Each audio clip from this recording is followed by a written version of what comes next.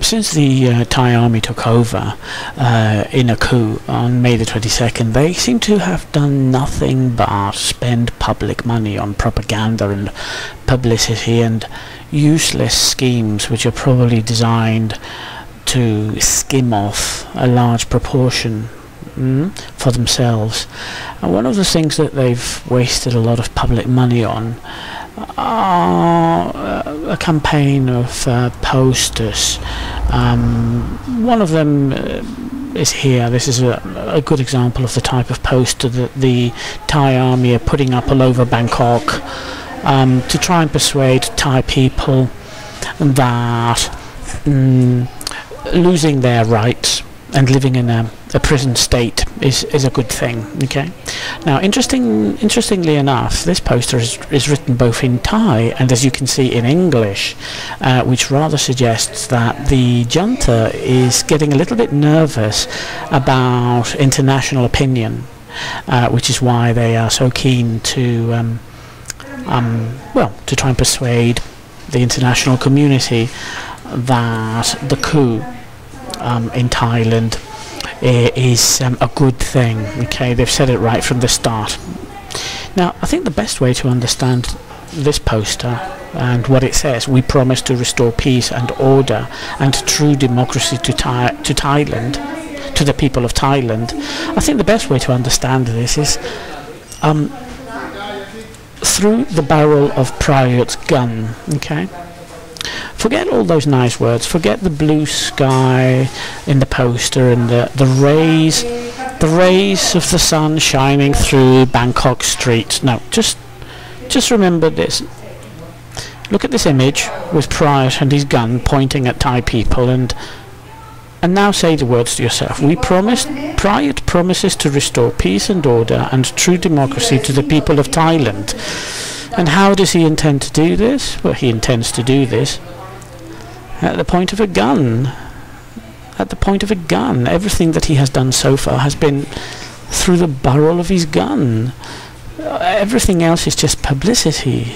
The only way that Prayuth has been able to impose his NCPO and his crooked laws, and the only way he has been able to appoint himself the leader of this and the leader of this committee and the leader of that business community has been through the threat of violence and intimidation.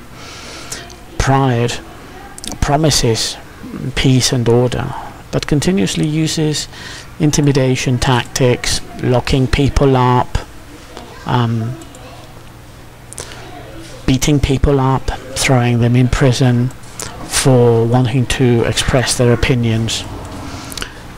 Thailand appears to be calm at the moment, but it's only a question of time before the protests begin again, because there's no way that the junta can control this situation with nice posters and promises of peace and order when Thai people are beginning to feel that their rights are disappearing and that a dictatorship has taken over in their country, and they're beginning to feel this in their pockets too as the economy begins to crumble, and they see soldiers in the streets and they feel intimidated and fearful. They see propaganda in the streets and on television and constant orders from the NCPO, which only help to intensify the feeling of repression. And it's obvious that Thai people are extremely intelligent. They know what's happening in their country, and they know the reasons why all this is happening in their country. They know that the army is afraid of losing control, and they know that Prayuth is an ambitious, greedy man who has surrounded himself with cronies and people who want positions of power. They also know that there is a crisis in the monarchy. They know that the army is fearful that Thai people are opening their eyes, and that for the first time a Thai republic is on people's lips. They're beginning to realize that it's no longer enough to abolish Article 112, the lèse majesty law, but it may be necessary to abolish the monarchy itself. These promises that Prayuth is making are nothing more than threats. And it's very obvious that they're threats because Thai people have no choice. If Thai people do not collaborate with the junta, they know that Prayuth will resort to violence. He has already threatened it so.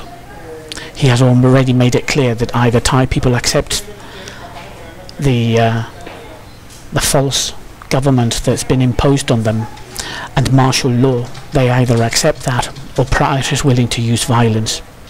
So when Prayuth talks about a true democracy to the people of Thailand, what he's talking about is a false democracy in which the army has a role to play, in which the army has the final word, in which the monarchy is above Thai people, and in which the army can steal as much as they want and corruption is rife. This is evident by the fact that none of the members of the NCPO are forced to declare their assets. It's purely voluntary. Everything that the junta says, all the publicity, is completely false. They don't have to declare their assets, and they have declared themselves head of this business board, head of another business board, controlling all the businesses, cancelling patents. This coup is all about stealing money, stealing power from Thai people, and imprisoning Thai people in a large open prison which is called Thailand. And on top of that, Thai people have to be happy and accept a situation like this and continue to bite their tongue and say nothing.